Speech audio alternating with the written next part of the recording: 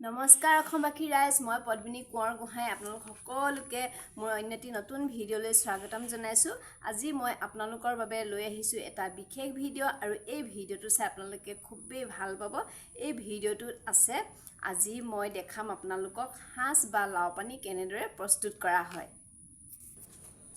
মোৰ মাৰ ঘৰত যিহেতু কোঁৱৰ লিখোঁ, সেয়েহে মানে মই সৰুৰে পৰা সাঁজ বনোৱা পদ্ধতিটো দেখি আহিছিলোঁ, কিন্তু কোনোদিন মানে সাঁজটো কেনেকৈ বনায় এই কথাটো শিকিব বিচৰা নাছিলোঁ। কিন্তু যেতিয়া মই বিয়া হ'লোঁ আৰু বিয়াও হৈছোঁ মই বুঢ়াগোহাঁই পৰিয়ালত, তো মই সাঁজটো কেনেকৈ বনায় এইটো মানে শিকিব লগা হ'ল আৰু। তো তেওঁলোকৰ ঘৰত মানে সাজৰ সকাম কৰা হয়, যিটো নেকি আমি মানে মৃত্যুক দিয়া বুলি কওঁ, আৰু সেই মানে মৃত্যুক দিওঁতে আমাৰ সাঁজটো বাধ্যতামূলক, সাঁজটো দিবই লাগিব। তো মানে যেতিয়ালৈকে মোৰ শাহুমাই পাৰি আছিল তেতিয়ালৈকে তেওঁ নিজে সাঁজ থয় আৰু সেই সকাম নিকামৰ নিয়ম কানুনবোৰ কৰি থাকে। তো সদায় তেওঁ কৰি থাকিলেতো নহ'ব ন, আমাকোতো এদিন শিকাবই লাগিব। সেয়েহে তেওঁ মানে এদিন মোক শিকাই দিছিল যে কেনেদৰে সাঁজ প্ৰস্তুত কৰা হয়, আৰু আজি মই তাকেহে আপোনালোকক আগত বোলো দেখাওঁ। আহকচোন এতিয়া আমিনো কেনেদৰে সাঁজ বা লাও পানী প্ৰস্তুত কৰোঁ সেইটো মই আপোনালোকক দেখাই যাওঁ।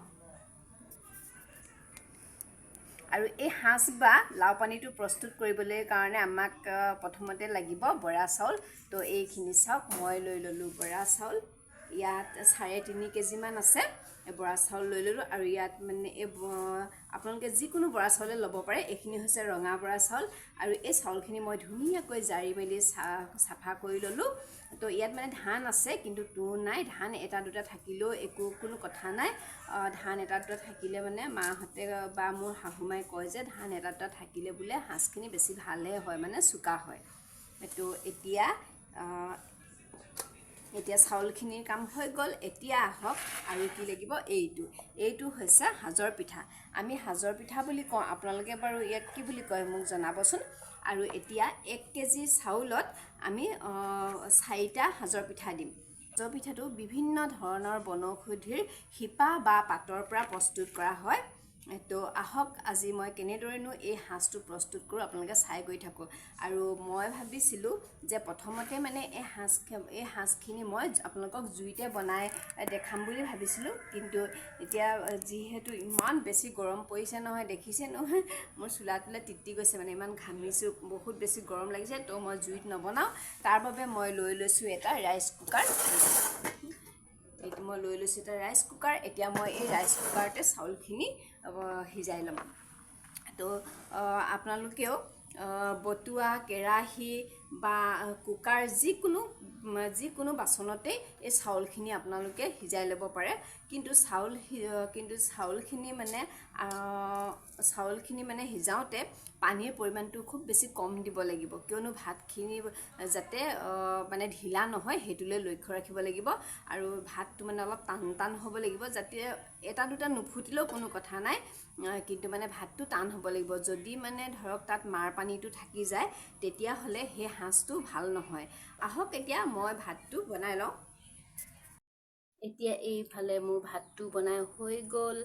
তো এতিয়া মই ভাতটো ঠাণ্ডা হ'বৰ বাবে এখন ডলাত মেলি থৈ দিছোঁ, আৰু যেতিয়ালৈকে সম্পূৰ্ণৰূপে ভাতটো ঠাণ্ডা হৈ নাযায় তেতিয়ালৈকে মই এনেদৰে মেলি পেলাই ৰাখি থ'ম। ঠাণ্ডা হ'লেহে মই পিঠা সানিম। আৰু দেখিছেনে ভাতবোৰ অলপ মই জ্বলাই দিছোঁ, কিয়নো ভাতটো অলপ জ্বলি গ'লে সাজৰ কালাৰটো ধুনীয়া হয়। এতিয়া মই ডলাত মেলি থৈ দিয়া ভাতখিনি সম্পূৰ্ণৰূপে ঠাণ্ডা হৈ গ'ল, আৰু এতিয়া ইয়াত পিঠা সানিব পৰা অৱস্থাত আহি গ'ল। তো আহক মইনো কেনেদৰে পিঠা সানিম আপোনালোকে চাই যাব। আৰু এইবিলাক চব এইখিনি হৈছে সাজৰ পিঠাখিনি। আৰু সাজৰ পিঠাখিনি এতিয়া মই ভাঙি গুড়ি কৰি ল'ব লাগিব। তো সাজৰ পিঠাটো বৰ বেছি টানো নহয়, গতিকে হাতেৰেও এনেদৰে মুচৰিও ভাঙিব পাৰি, দেখিছেনে? এনেদৰে মুচৰি ভাঙিম বা ধৰক বেলনা এডালৰ সহায়তেও হওক বা যিকোনো প্ৰকাৰে হ'লেও এতিয়া মই ভাঙি গুড়ি কৰি ল'ব লাগিব। এতিয়া সাজৰ পিঠাখিনি ধুনীয়াকৈ গুড়ি কৰি লোৱা হৈ গ'ল। আৰু এইফালে লৈছোঁ মই জাৰ তাতে আছে ঠাণ্ডা পানী। মই ভাতখিনিত কেনেদৰে পিঠা সানো আপোনালোকে চাই গৈ থাকক। চাওক, এতিয়া মই জাৰটোৰ পৰা পানী লৈ অলপ তিয়াই লৈছোঁ। অলপ তিয়াই লৈ লদা লদা হৈ থকা ভাতখিনি মই এনেদৰে অকণ ভাঙি লৈছোঁ। তাৰপিছত এতিয়া মই ইয়াতে পিঠা ছটিয়াই ল'ম আৰু পিঠা ছটিয়াই এনেদৰে সানি যাম। আৰু পিঠা সানোতে মন কৰিব লাগিব যাতে মানে পিঠাখিনি প্ৰত্যেকটো ভাততে যাতে লাগে, মানে মিক্স হৈ যায়, তালৈ লক্ষ্য ৰাখিব লাগিব। দেখিছেনে, এইখিনি মই প্ৰত্যেকটো ভাততে মই পিঠাটো লগাই দিছোঁ। তো এইখিনি মই এনেকৈ থৈ যাম। তাৰপিছত এনেদৰে অলপ অলপকৈ লৈ আকৌ মই পানী ঢালিম। পানী অকণমান ঢালি এই লদা লদাবোৰ ভাঙি ল'ম।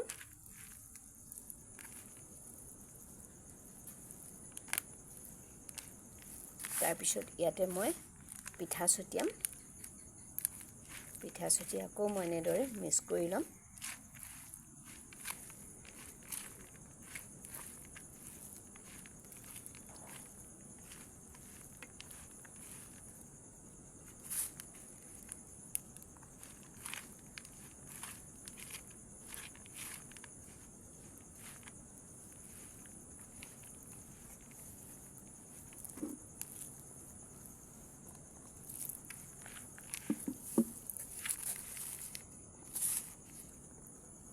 এনেদৰে মই আটাইখিনি ভাততে ধুনীয়াকৈ মই পিঠাখিনি সানি ল'ম। এতিয়া মোৰ ধুনীয়াকৈ আটাইখিনি ভাততে পিঠা সানি হৈ গ'ল। এতিয়া মই এটা বটুৱা লৈছোঁ আৰু এই বটুৱাটোতে মই এই আটাইখিনি ভৰাই দিম।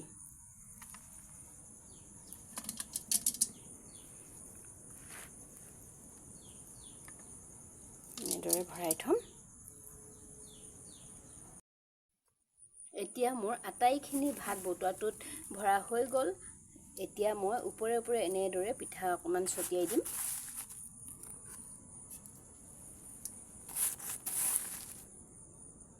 এনেদৰে পিঠা অকণমান ছটিয়াই তাৰপিছত মই ইয়াৰ ওপৰতে আকৌ পানী অকণমান ছটিয়াই দিম। এতিয়া যিহেতু গৰমৰ দিন, গতিকে 5-6 দিনতেই ৰহি ওলাব, কিন্তু ঠাণ্ডা দিন হ'লে 10-12 দিনো লাগে। আৰু এতিয়া মই ইয়াৰ ওপৰতে দিম দুডোখৰ এঙা আৰু এটা জলকীয়া। এইকেইটা মই কি কাৰণে দিয়ে নাজানো, মোৰ মা আৰু শাহুমাকো দিয়া দেখিছিলোঁ। মই ভাবোঁ যে নজৰ নালাগিবলৈ আৰু সাঁজখিনি যাতে ভাল হয়, চোকা হয়, সেইকাৰণে চাগে দিয়া হয়। আৰু মাহঁতক দিয়া দেখি ময়ো দি দিছোঁ। এতিয়া মই এইখিনি ঢাকন এখন দি ধুনীয়াকৈ ঢাকি কেনে থৈ দিম। আজি হ'ল 6 দিন আৰু মই আপোনালোকক দেখাব খুজিছোঁ মই থোৱা সেই সাঁজখিনি। এয়া চাওকচোন, দেখিছেনে 6 দিনৰ দিনাখন। এতিয়া যিহেতু গৰমৰ দিন, সেয়েহে মই আপোনালোকক কৈছিলোঁ নহয়, গৰমৰ দিনত 5 বা 6 দিনতো ৰহি পৰে বুলি। এয়া চাওক, এইফালে দেখিছেনে কি ধুনীয়াকৈ ৰস পৰিছে। আৰু অকণমান ওপৰলৈ আনি আপোনালোকক দেখাই দিছোঁ। এয়া দেখিছেনে কালাৰটো কি ধুনীয়া হৈছে, চাওকচোন। কালাৰখিনি দেখি সাঁজ খোৱা মানুহৰ খাওঁ খাওঁ লাগিব, নহয়নে?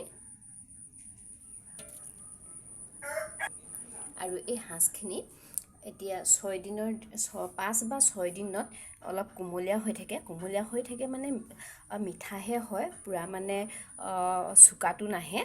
গতিকে এই সাঁজখিনি খাবৰ বাবে উপযুক্ত সময় হৈছে 10 বা 12 দিন। গতিকে 10-12 দিনত এই সাঁজখিনি ধুনীয়াকৈ খাব পৰা যাব।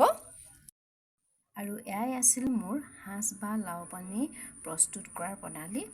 তো আশা কৰোঁ আপোনালোকে নিশ্চয় কেনেদৰে সাঁজ বা লাও পানী বনাই বুজি পালে।